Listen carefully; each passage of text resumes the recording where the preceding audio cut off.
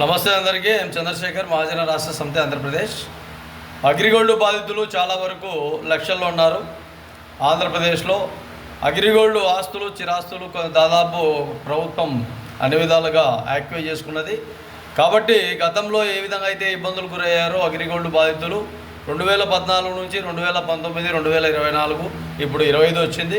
కూటమి ప్రభుత్వం సహకరించి అగ్రిగోల్డ్ బాధితులకు సంబంధించి అన్ని విధాల వాళ్ళకు రావాల్సిన అమౌంటు, కొన్ని ఫిక్స్డ్ డిపాజిట్లు, రకరకాలుగా ఇబ్బందులు, చాలా వరకు ఆత్మహత్యలు చేసుకొని కూడా కొంతమంది ఆ డబ్బులు కట్టలేక చనిపోవడం కూడా జరిగింది.